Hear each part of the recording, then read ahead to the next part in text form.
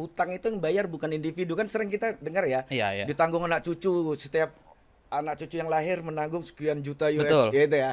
Tidak, utang sebuah negara kalau berutang, yang bayarnya itu nanti perekonomiannya. Podcast Uang Kita Talk. Pahami APBN karena ini punya kita. Halo Sobat Anggaran. Kita berjumpa di podcast Uang Kita Talk. We will telling you something that telling you personally something that we knew and we care, dan tentu saja seputar keuangan negara. Dan pada episode pertama kali ini kita sudah kedatangan narasumber yang sangat luar biasa. Beliau adalah analis anggaran ahli madya di Direktorat Jenderal Anggaran, menyelesaikan magister ekonomi di Universitas Indonesia. Beliau juga adalah doktor ilmu ekonomi dari Universitas Indonesia, dan tahun 2021 kemarin baru saja menjalani Executive Education di Harvard Kennedy School. Dan beliau juga mempunyai akun YouTube, dan beliau juga seorang YouTuber dengan akun Ekonom Receh. Bersama kita sudah hadir Dr. Irsan Muiz. Tepuk tangan dong. Selamat sore ya. Sore. Atau selamat pagi aja biar semangat. Oke, selamat pagi ya. Walaupun nanti siapa tahu rekan-rekan nontonnya pagi. Ya kan. Jadi sudah bersama saya. Jadi saya panggilnya Dok Irsan atau Tor. Kalau Dok kayak konsultasi di rumah sakit ya. Ya kan? Tor Tor Avengers nah. Gak usah panggil gelar lah, panggil lain aja. Nama pun gak apa-apa. Pak Irsan ya, Pak Irsan gitu. Oke. Oke. Dan kita akan, sebelum kita masuk ke topik utama kita, Sobat Anggaran, kita akan uji dulu nih dokter. Karena kan dokter ya, kita uji dulu sedikit biar kita kelihatan nih pemanasan. Jadi pertanyaan simpel Dok. Apa perbedaan antara IGD dan UGD? Perbedaan? IGD dan UGD. Huruf awal. Kurang tepat. Oh, kurang tepat. Baik. Nggak sesuai dengan kunci jawaban ya? Nggak sesuai kunci jawaban. Mungkin tepat, tapi nggak sesuai kunci jawaban kita. IGD itu Dok, instalasi gawat darurat. Kalau UGD? Unit ya? Bukan, jadi? Universitas Gunadarma. Oke, ngomong-ngomong soal gawat darurat Dok, ini masih ada kaitan dengan isu kita hari ini Dok. Gawat darurat. Oke. Jadi seperti kita tahu, kondisi ekonomi dunia sedang gawat darurat. Mantap ya bridgingnya tadi ya, bagus ya. Gawat darurat. Oke. Di beberapa negara sedang heboh potensi negara bangkrut. Oke, ya. Kita lihat ada beberapa negara yang masuk, bahkan sudah bangkrut ya Dok ya. Jadi kita mau tahu nih, sebetulnya negara bangkrut itu seperti apa sih? Karena kalau kita lihat orang bangkrut, dia sudah tidak punya harta, tidak punya aktiva lagi, tidak punya. Nah kalau sedang negara ini gimana nih Prof? Pengertian negara bangkrut itu seperti apa sih? Langsung pertanyaannya berat ya. Nggak kayak di TV itu ya. Kalau TV itu kan pelan-pelan dulu, eskalasi paling berat gitu ya. Kita metik, kita langsung gaspol. Dua tak. Oke, ya. Host nggak kenalin diri ya? Saya kenalin, hostnya Mas Gilang. Oh nanti ada di... Mas Gilang ini kandidat master dari salah satu universitas terbuka di US nantinya. Doain sukses. Doakan semoga bisa berangkat tepat waktu. Penerima beasiswa LPDP juga sama nih. Saya alumninya Mas Gilang. Ya, saya PK berapa? Beliau adalah PK 19. Mas Gilang? Kelihatan jarak usianya saya PK 190.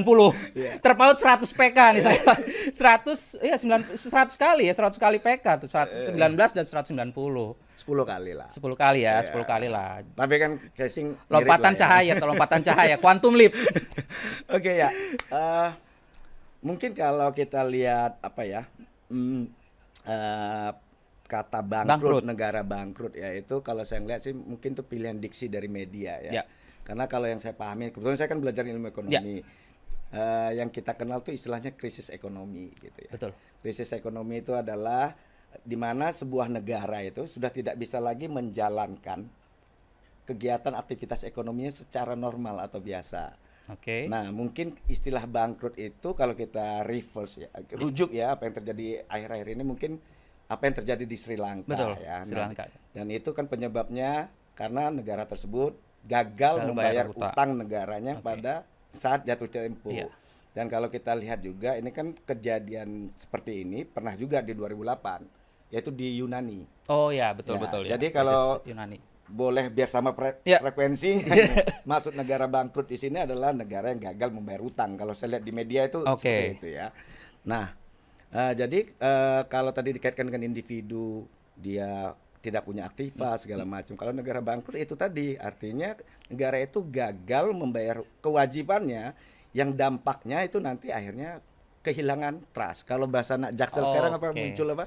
Trust issue. Trust issue. Ya, baik dari dunia internasional maupun di domestiknya sendiri. Yang akhirnya ini nanti multiplier effect-nya bisa multidimensi jadinya. Isu chaos, politik segala macam.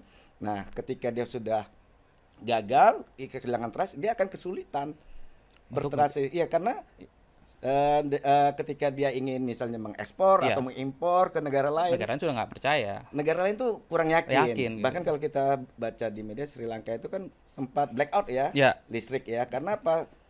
Saya lupa apa namanya itu, petroleumnya itu punya utang yang cukup besar, sehingga ketika ini lagi tidak providernya, suppliernya nggak mau ngasih lagi. Gitu. Jadi sebenarnya tidak terlalu nggak sama dengan orang kita samakan perusahaan atau individu yang bangkrut dengan negara yang bangkrut itu sebenarnya nggak bisa disamakan, identikkan sama gitu ya. Karena kalau mungkin kalau kita perusahaan lah ya, kalau perusahaan bangkrut kan akhirnya dipilotkan, ya kan, dipilotkan perusahaannya jadi hilang.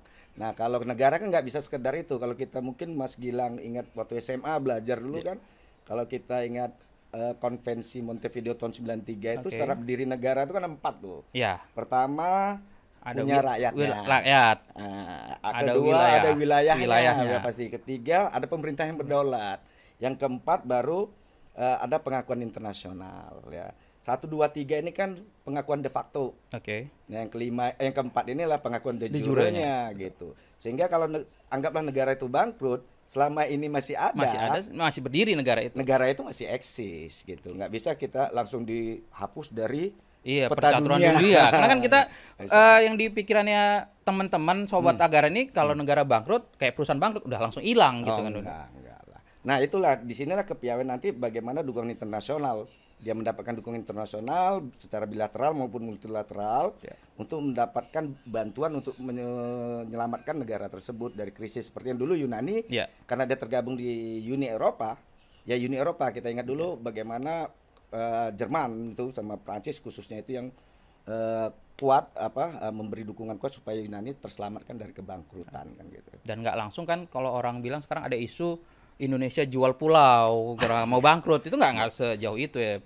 Konsepnya nggak gitu ya, Prof ya. Makanya kalau kita kaitkan tadi ada netizen yang bilang gitu nanti Indonesia jual pulau, ya nggak gitu. Kita lihat gini. Kalau tadi kita identikkan negara bangkrut itu negara yang gagal membayar utang. Nah, kita lihat di Indonesia sendiri. Rasio utang Indonesia itu ya, ini kalau masa normal ya, sebelum pandemi Covid ya.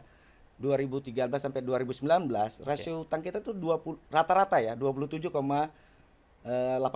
kalau nggak salah ya. Artinya masih di bawah 30%. Padahal batas ambang tuh adalah 60% dari PDB. Nah, stop dulu dok. Ini seksi nih isunya, utang ya. Karena di mana-mana orang itu langsung utang kayaknya langsung maknanya konotatif gitu ya. Kita akan jadi panjang isunya kalau bahas utang kan. Tapi memang itu salah satu penyebabnya. Nah, belajar dari Sri Lanka nih.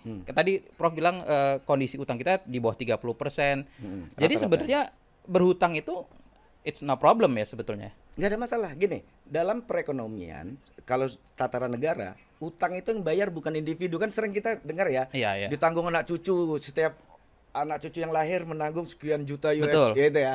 Tidak. Utang sebuah negara kalau berutang, yang bayarnya itu nanti perekonomiannya. Nah, oleh karena itu penting utang itu dikelola. Pertama, dikelola bahwa dia digunakan untuk hal-hal yang sifatnya produktif. Sehingga nanti hasil produktivitas pembiayaan utang inilah yang akan membayar kembali. Ada multipliernya ya. Simpelnya gini, kota A, kota B, nggak punya jembatan, nggak punya jalan, ya kan? Transaksinya terbatas, transaksi ekonominya. Dengan ada jembatan, dunia usaha, mobilitas barang dan orang ini semakin lancar.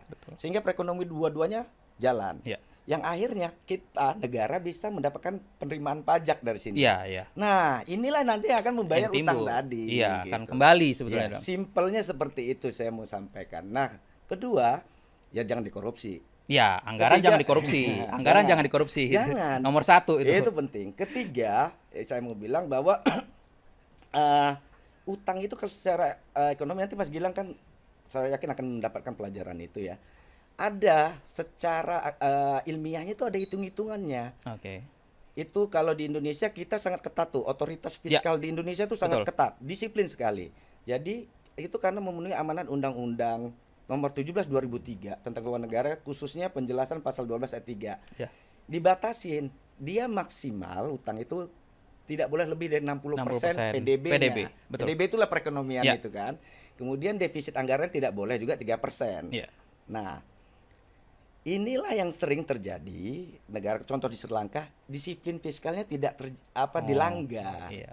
Nah, kalau kita lihat di Indonesia yang tadi saya bilang batasan tadi fiscal rules kalau kita sering dengar, itu kalau best practice-nya di Uni Eropa berjalan. Oke. Disebut nyebutnya SGP, the Stability and Growth Pact.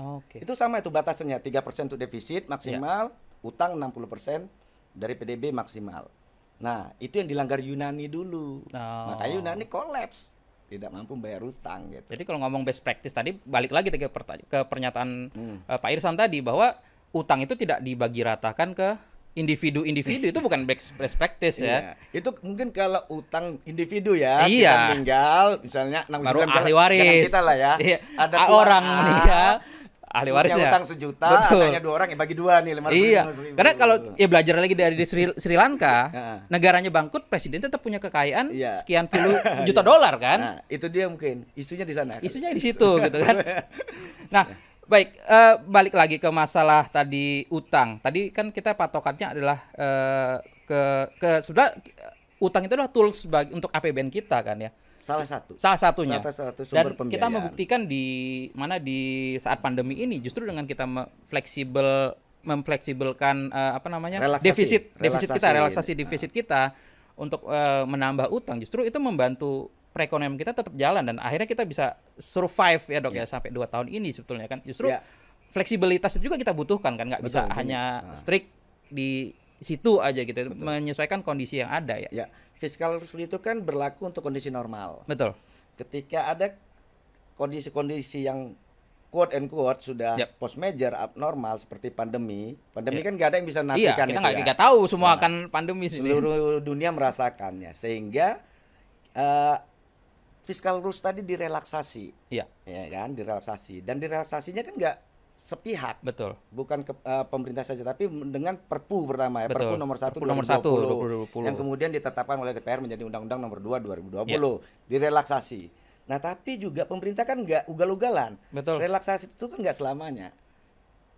Tahun depan 2023 kita harus sudah kembali fiskal rules. Artinya di 2022 ini adalah masa-masa 3% ya tahun depan. 3% defisit maksimal ya. Maksimal. Dan betul. kita selama masa normal itu rata-rata 2,4 2,24 rata-rata ya. Betul. Dari 2014 sampai 2019. Bahkan trennya itu cenderung di bawah 2%. Betul. Ya kan? Dan terakhir itu sebelum pandemi ya. 1,9 bahkan kalau saya.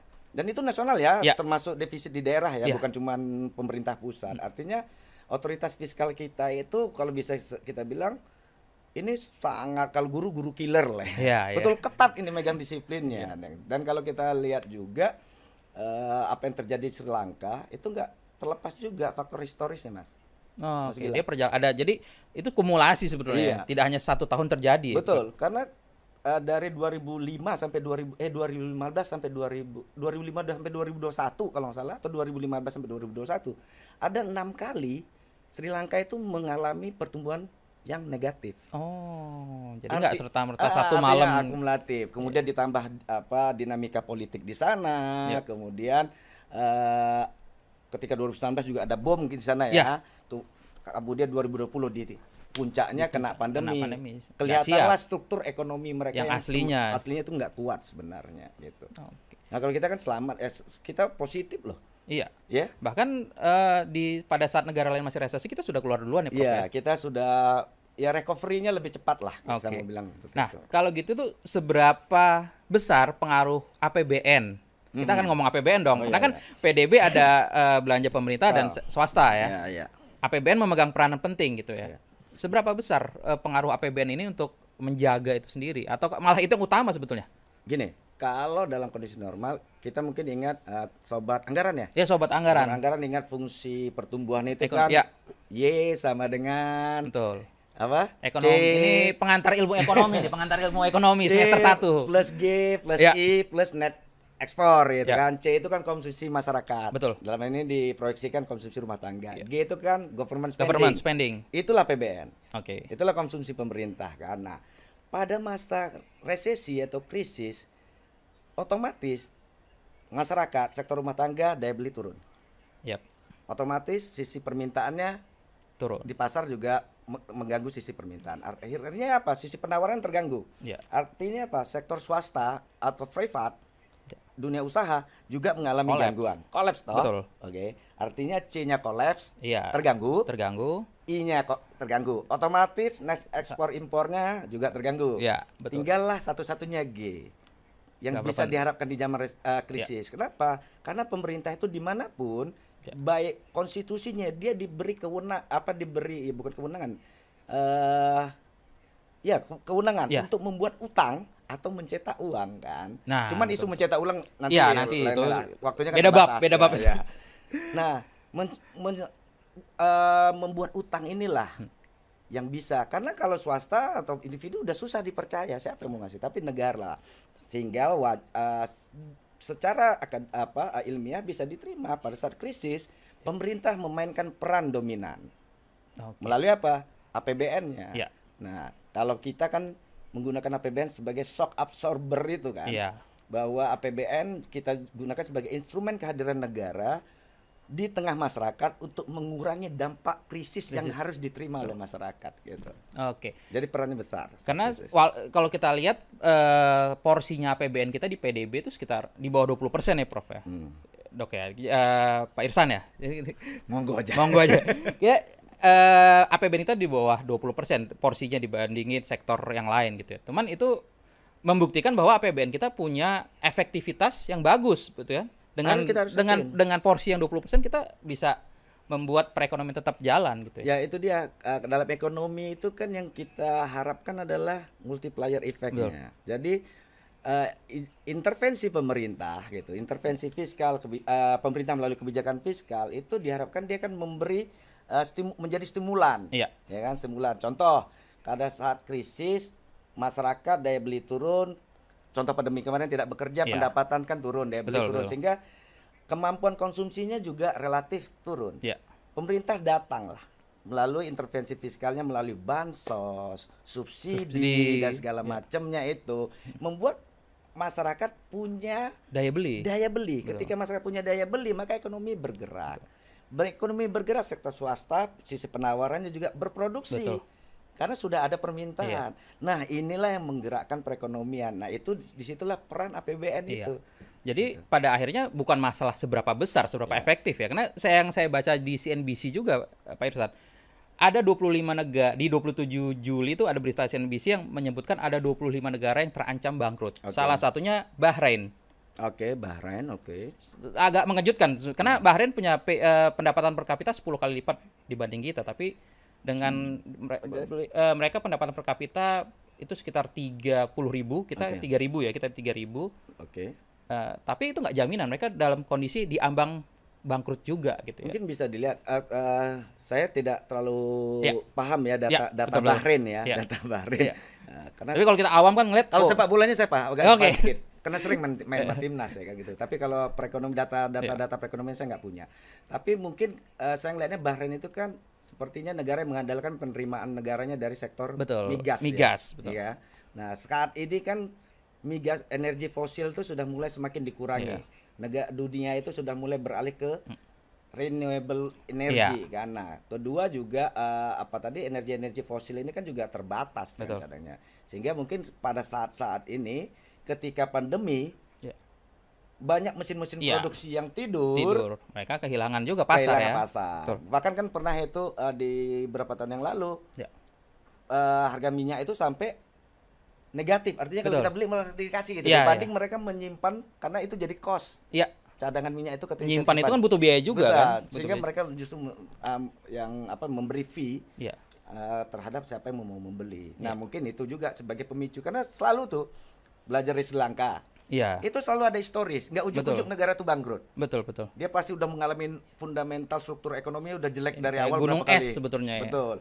Kemudian kalau kita lihat Yunani itu, sorry, saya harus buka karena takut datanya salah. Oke. Ini penting nih, kalau menyebut angka itu nggak boleh Ya, salah. saya khawatir Analis, anggaran, ahli media nggak boleh salah nyebut angka. Nah, Yunani itu pernah gagal bayar utang itu bukan cuma tahun 2008, Mas Gilang. Tahun 1843, 1860, 1894, 1932, kemudian 2008, bahkan 2010 itu 10,36% kalau nggak salah rasio utangnya terhadap PDB. Artinya ini negara memang punya histori tidak disiplin secara fiskal sehingga dia gagal. Seriesnya ada. Iya. Seriesnya gitu. Nah ada. kalau kita lihat Indonesia tadi saya bilang tadi seriesnya rasio kita masih jauh di bawah fiskal Rus yang ada. Kemudian saya belum pernah mendengar Indonesia gagal membayar utang. Ya, dan memang pesannya tadi dari pertanyaan tadi bahwa patokan-patokan itu nggak hanya bisa sekedar kita lihat besar kecil PDB per kapita. Tidak. Di dalamnya itu yang harus kita bedah lagi. Betul. Ibarat kan gini. Mas Gilang 5 bersaudara ya. Betul. Nggak betul juga. Saya contoh. Kan? Mas Gilang PNS ya kan. Kemudian tapi ada 1-2 orang keluarga Mas Gilang yang dokter ahli bedah terkenal atau YouTuber terkenal ya kan. Nah, kalau dibuat per kapitanya kan tinggi nih per kapita keluarga orang tua Mas Gilang. Iya. Tapi kan bukan itu tidak mencerminkan Mas Gilang sekaya itu. Iya. Nah, ini mungkin chapter yang berbeda. Kita bicara distribusi kan. Nah, itu yang merupakan salah satu fungsi dari anggaran itu sebagai distribusi pendapatan. Iya, karena kan memang faktornya gimana anggaran itu bisa mengantisipasi faktor eksternal ya, Betul. Prof ya. Karena kayak sekarang kita nggak tahu ada pandemi, tahu Ukraina Rusia perang gitu, terus ada nanti kenaikan suku bunga Fed. Nah, itu kan membutuhkan APBN yang tangguh gitu ya. Jadi seriesnya sudah dibangun di internal dari mulai APBN itu juga berarti. Ya, kalau kita lihat series data, ini kan kita bicara data ya, mungkin sobat anggaran tidak punya pendapat yang lain, bantahnya dengan data juga ya. Nah, data yang ada itu kan menunjukkan ya di triwulan ini, kalau ini saya juga lihat lagi nih datanya. Kalau lihat data Indonesia ya, bahwa PDB kita tumbuh nih 5,44% loh di triwulan 2022 ini. Iya, di tengah pandemi ya. Pandemi belum selesai dong. Sementara negara lain tadi kayak Mas Gilang sampaikan ada 25 negara yang ditenggarai bakal kolaps. Gitu, bangkrut gitu. Kemudian konsumsi rumah tangga tuh tumbuh 5,5% year on year di triwulan 2. Artinya kalau rumah tangga masyarakat bisa konsumsi, artinya masyarakat bisa atau punya kemampuan beraktivitas ekonomi. Kembali kepada definisi krisis tadi, artinya dia masih bisa beraktivitas seperti biasa. Ya kan, berkonsumsi. Kemudian pembentukan modal tetap bruto kita tumbuh. PMA juga tumbuh 39,7%. PMDN tumbuh juga. Kemudian kalau pendapatan negara juga tumbuh 48,5%. Kan tidak mungkin dunia usaha seret negara bisa mengambil pajak, bahkan ini tumbuh 48,5%. Kita tumbuh ya. Cadang devisa kita juga cukup tinggi 136.379 juta US dollar di Juni 2022. Kemudian inflasi kita 4,3% year on year. Memang ini kalau kita lihat trennya inflasi lebih tinggi dibandingkan proyeksi kita dulu di awal. Cuman kan ini pandemi. Kalau kita bandingkan dengan Turki atau negara lain yang inflasi sudah tinggi. Bahkan negara maju di atas 10% dok. Sudah tinggi. Artinya kita bisa sampaikan bahwa sejauh ini otoritas fiskal kita mampu mengelola krisis ini dengan baik, dan kita sedang dalam proses. Saya nggak bilang juga kita sudah benar-benar lepas dari krisis. Kita sedang dalam proses, tapi kita leading. Setidaknya di jalan yang benar gitu, di track yang bagus. Saya bilang kita itu juga bahkan kita leading lah untuk keluar dari krisis. Cuma memang kita tetap harus waspada nih Mas Gilang. Menurut saya kita harus waspada terhadap ancaman krisis energi. Krisis pangan dan perubahan iklim. Ini kita harus waspada. Dalam jangka pendek sih kita bisa antisipasi ini dengan program-program subsidi. Tapi kalau dalam jangka menengah dan panjang ini dapat mengganggu kesinambungan fiskal dan perekonomian. Dan di tengah pandemi pun kita harus tetap mempersiapkan di 3 itu kan, itu terus berjalan kan. Makanya akan kita hadapi gitu. Itu harus kita siapkan untuk jangka. Nah, kalau saya lihat Indonesia sudah mengarah ke sana. Kita dengar sudah ada program food estate. Ini kan dalam rangka untuk mengantisipasi krisis ketahanan pangan kita, nanti, ketahanan pangan kita. Supaya ketahanan pangan kita itu bukan sampai hanya pada ketahanan pangan, tapi kedaulatan pangan. Kedaulatan pangan. Kedua, energi. Renewable energy. Kita sekarang banyak program-program pemerintah untuk energi baru terbarukan gitu kan, yang dari sampah itu. Nah, artinya apa?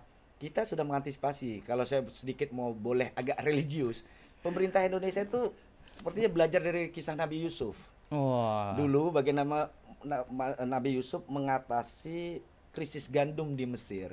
Dan kita sekali mengalami juga krisis gandum nih. Bentar lagi ekspor gandum mau di stop katanya kan. Makanya katanya sorghum. Harga mie instan bakal naik 3 kali lipat gitu. Saya dengar di radio tadi. Artinya apa? Kita belajar dari Nabi Yusuf bahwa ketika kita panen, ada cadangan yang kita siapkan untuk masa kekeringan berikutnya. Artinya kan itu sebuah nilai yang artinya kita harus siapkan di masa depan tuh potensi-potensi tadi krisis energi, pangan, perubahan iklim ini sudah diantisipasi tadi dengan program food estate dan renewable. Jadi kita harap ini program ini berjalan dengan baik dan sekali lagi tidak dikorupsi. Betul, anggaran jangan dikorupsi. Nah, satu yang belum Pak Irsan sebut tadi adalah terkait resesi. Resesi. Kita sudah keluar dari resesi ya, tapi cuman kemarin sempat heboh resesi akan membuat kita terancam juga perekonomian kita. Sebetulnya resesi terhadap negara bangkrut sejauh apa? Resesi terhadap negara bangkrut? Iya. Apakah resesi pasti negara akan bangkrut atau karena kan resesi ini kayaknya digembar-gemborkan kita sudah masuk resesi. Heboh banget dan kita akan resesi, kita krisis. Nah, tadi resesi itu adalah krisis yang berlangsung cukup lama. Ya. Itu menyebabkan resesi. Betul. Nah, saat ini kalau kita lihat Indonesia, kita kan ngalamin ya. Betul. 2020 2021 di mana masa krisis itu terjadi. Sekarang di 2021 2022 kita lihat ada perbaikan di Indonesia. Betul. Ya. Kita bisa beraktivitas lagi, mungkin kita bisa podcast ya kan. Ini peralatan hasil pandemi, tanda pandemi sudah mau berakhir, perekonomian membaik karena kita bisa lihat transaksi perdagangan tumbuh ya kan. Mal-mal mulai ramai ya, tempat-tempat hangout kalau kita lewat Kemang itu ramai lagi, mana yang sepi, kafe-kafe penuh. Kemudian tiket pesawat kita kesulitan, bahkan saya kemarin kebetulan pas cuti liburan sekolah anak susah Pak, itu Bali sudah crowded sekali. Artinya tiket mahal pun dibeli artinya apa? Kita sudah mungkin belum benar-benar lepas dari krisis, tapi kita sudah melewati. Istilahnya kalau di laut tuh badai besarnya kita udah lewat. Cuman sekarang bagaimana kita menjaga, ombak kecil memang pasti selalu ada. Dan bagaimana kita bisa tetap sustain dalam kondisi yang baik sampai ke dermaga yang kita tuju gitu. Walaupun memang jadi puitis saya. Walaupun kan ada di YouTube-nya Pak Irsan juga ada celoteh Irsan. Itu ada tuh agak puitis. Jadi yang saya maksud adalah di sini bahwa resesi memang salah satu jalan menuju kebangkrutan, tapi selama itu bisa dihandle dengan baik, ya negara manapun akan mengalami resesi. Gimana bounce back-nya kan, Pak Irsan ya? Harus rebound, dan itu faktornya adalah sejauh mana struktur ekonomi kita siap kuat atau enggak. Kedua, bagaimana pemerintah, terutama otoritas kebijakan ekonomi ini menjalankan kebijakan ekonominya dengan tepat di masa itu, dan satu lagi mengawalnya secara konsisten. Gitu. Dan kembali ke resesi, jadi resesi itu ya memang satu hal yang perlu diperhatikan ya, sobat anggaran ya, tapi tidak perlu panik. Dan apalagi sekarang sesuai yang dibilang oleh Ibu Menteri kita merupakan salah satu negara yang punya potensi resesi terkecil. Gitu. Jadi jangan terlalu panik. Semua bisa asal diatasi dengan benar, nggak masalah. Ya itu dia. Kalau saya boleh ini pada masa-masa krisis atau resesi itu sangat penting komunikasi publik. Komunikasi publiknya, komunikasi publik pemerintah. Karena gini, bisa jadi sebuah kebijakan itu mendapat resistensi publik bukan karena kebijakannya buruk. Betul. Tapi komunikasi publik yang tidak tepat. Setuju. Nah, makanya saya sangat sepakat kalau komunikasi publik itu baik. Betul. Itu kita harus mampu membahasakan komunikasi publik itu secara kebijakan-kebijakan ekonomi secara sederhana sehingga bisa dipahami awam, jangan terlalu teknis dan akademis. Betul. Karena apa? Kalau masyarakat awam paham dengan kebijakan itu, ini dampaknya besar Mas Gilang. Pertama apa? ini akan mengeliminir hoax itu, Iya. dampak hoax. Karena masalah nggak gampang kena hoax karena dia paham. Grup Ya kan? WA keluarga, alumni. Iya, paham. Aduh, Kedua, aduh. ini dia bisa menjadi pengawasan masif. Betul. Karena begitu masyarakat paham, Ya. dia akan mengawasi. Dan kritiknya akan lebih konstruktif. Iya. Konstruktif. Eksekusi program Ya. itu di lapangan, dia akan mengawasi. Sehingga apa? Para pelaku kebijakan yang melaksanakan kebijakan, eksekutornya itu tercegah atau minimal takut Ya. memiliki moral hazard untuk mengkorup tadi. Kenapa? Ya. Gampang diviralkan oleh masyarakat. Nah, salah satu contoh komunikasi publik yang tepat menurut saya itu Ya. tagline uang kita, Mas. Oke, uang kita talk. Ini salah satunya, Iya. salah satunya adalah tujuan kita itu, Iya. Prof. Kita ingin menjangkau Nah. masyarakat, terutama generasi muda, supaya paham literasi keuangan negara ini seperti apa. Ya? Karena gini, saya nggak tahu siapa nih penemu tagline uang kita di Lapang Banteng ya. Iya. Saya kalau ketemu dia saya mau salaman. Serius, salut. Kenapa? Uang kita ini kan menjelaskan APBN dengan cara Betul. mudah, dengan bahasa paling Sesimpel, sederhana. paling sederhananya. Kalau kita jelaskan ke publik, APBN itu adalah rencana keuangan pemerintah dalam 1 tahun anggaran dari 1 Januari. Masyarakat tuh susah bayangkan rencana keuangan pemerintah yang kayak apa ya. Gak ada gitu. bayangan, gak ada Susah. bayangan. Ini dia Tapi begitu kita bilang APBN itu uang kita. masyarakat langsung, oh iya, Itu dia langsung sense of belongingnya tumbuh. iya, pajaknya kan dari gua. Iya. Berarti uang kita berarti harus digunakan untuk kembali lagi ke Betul. saya katanya. Sehingga ketika ada pembangunan aspal yang abal-abal, dia akan Iya. protes. Tapi kan gitu. ya kembali lagi harus diimbangi dengan pemahaman yang mendalam juga. Iya, Karena kan makanya saya bilang kita asal harus kritiknya jadi tidak asal sporadis mengkritik. kritik tuh bagus ya di era medsos sekarang ya. Kita Ya. kan nggak bisa cegah ya. Betul. Karena era digital sekarang Ya. kita nggak bisa mencegah freedom of speech orang di Betul. medsos. Oh, mohon maaf. Jadi saya bukan anti kritik. Maksudnya Iya, kita kritik tapi konstruktif ya. Konstruktif ya, makanya Konstruktif, Prof. yang konstruktif tidak konstruktif pun kita nggak bisa Oke. cegah, Mas Gilang. Iya, betul. Cuma kita bisa Bisa loh. mengusahakan. Kita bisa membuat konten-konten seperti ini Iya. positif sehingga apa masyarakat punya pilihan. Pemahaman, betul. Gitu, kita nggak bisa take down A take down B yang konten-konten yang menurut Iya. kita nggak ini, tapi kita bisa Memberikan pemahaman. mengcounter dengan konten-konten yang positif. Betul. Sehingga masyarakat punya pilihan. Ketika saya misalnya selalu menghina Mas Gilang, tapi Mas Afif, Mas Irfan buat konten kebaikan Mas Gilang, otomatis masyarakat ngeliat ini Mas Gilang baik atau enggak. Jadi setidaknya masyarakat Balik lagi. nggak Jadi gampang percaya dengan provokasi betul saya dan tentang tak Mas kenal Gilang. maka tak sayang ya, That's Prof. right. Nah, Gitu. dan itulah dia episode pertama kita, tak kenal maka tak sayang. Supaya Oh, ini episode pertama. episode pertama, Wah, luar episode biasa. pertama langsung Jadi saya gunting pita ini. itu pecah telurnya oleh Pak Irsan nih. Jadi itulah sudah 30 menit kayaknya Pak Irsan. Sudah 30 menit. Kayaknya nggak kerasa nih. Saya pikir baru 5 menit karena kopi belum nyampe. Kalau kopi nyampe nanti bisa panjang. Oh iya iya iya. Jadi begitu sobat anggaran pembicaraan terkait keuangan negara yang tadi kita membahas bagaimana suatu negara bisa bangkrut. Jadi di episode pertama ini mudah-mudahan bisa menginspirasi sobat anggaran memahami tentang keuangan negara dan tentang APBN itu secara khusus ya, Pak Irsan ya. Ya kita ini usaha untuk memberikan literasi keuangan kepada generasi muda, sobat anggaran, siapapun bahkan silahkan untuk menonton untuk bisa memahami gitu ya. Dan ada pesan sponsor sebelum kita tutup?